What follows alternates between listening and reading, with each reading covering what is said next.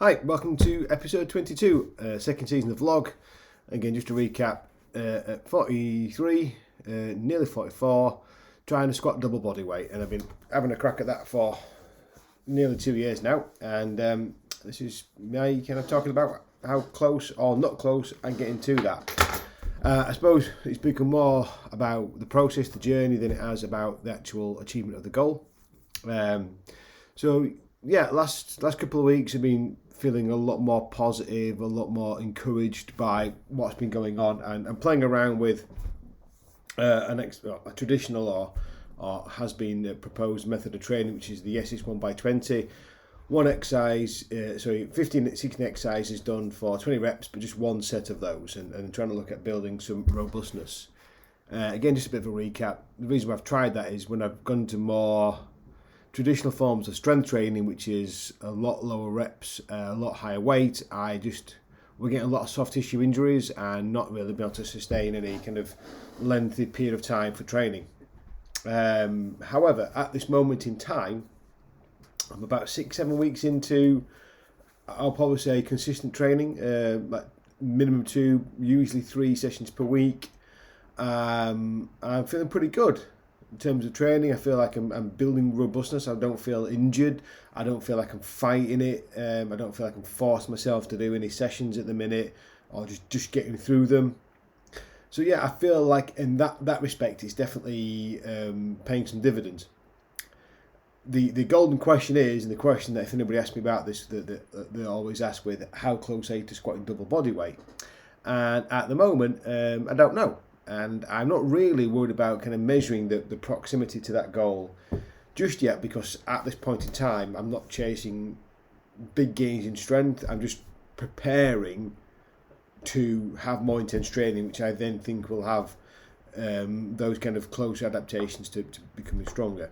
I do think this will help me get stronger, but I'm not obsessed by that at this moment in time, just knowing that it'll come. So in good old S&C circles, this is the general preparation for more specific preparation a bit further down the line. I just don't have a particular time when I have to achieve that by.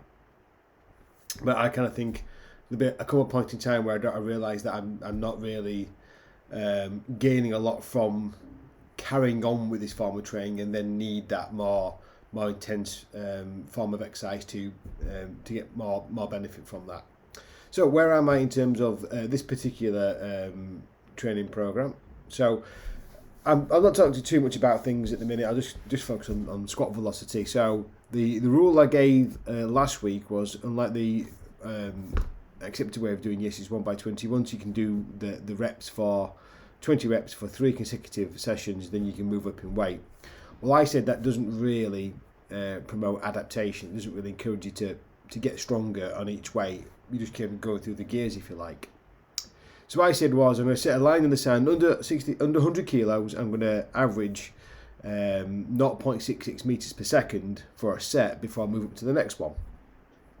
And for the previous 2 kind of weight categories or weight loads, that happened within kind of 3 or 4 sessions. That was quite smooth progress. This one I'm up to, I think I've now done 5 sessions. So what I can see on the right hand side was today's one, and I'll minimise that a little bit. So you can see on the kind of this far side, there's been three sessions out of 5 that are around about the 0.5 meters per second mark, and then we've had one just over 6 meters per second, 0.6 meters per second one, and then today's at 0.5. So I've had a bit more of a drop in velocity than I anticipated, and I would have liked to have seen a bit more progress in that one. Like this, we expect this linear progression. You do the first session at slow, then each following session you get progressively faster. It kind of doesn't happen like that, and I kind of knew that would happen, but I didn't quite expect to have this kind of delay. But today, like the first 4 or 5 reps, felt that the weight was moving quite quickly. And then what happened, I probably hit quite a lot of fatigue. So today was probably quite a pronounced difference between the fastest and slowest repetitions.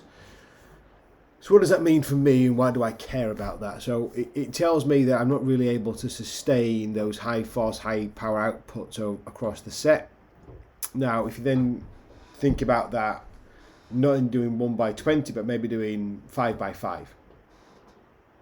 I don't really have the robustness at 85 kilos to maintain the force output across 20 repetitions. So that might mean when I get to sets 4 and 5 of a 5x5 of a much heavier weight, I might just be dropping off a cliff too much and not really being able to sustain that. So I kind of try to think of it from that mentality. So it's the average, but also the average is generated by having a high velocity at the beginning and staying there, rather than having a very, very high first repetition, having a massive decline. I'm more encouraged by having not as big a difference between the first and last repetition, because I think that then gives me a good indication about how I might tolerate a multi-set training session. I'm not saying it's true, but that's just how I kind of make sense of that. There's no data, there's no research that says that's actually the case, but in my mind, using the kind of physiology and biomechanics that I've got to hand, that kind of makes sense to me.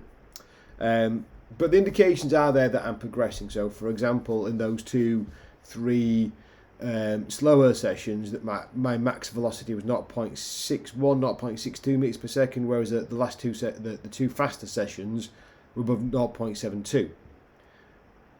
So that means I've got a capacity to move the bar faster than I've done at the minute. I'm just not sustaining that as well.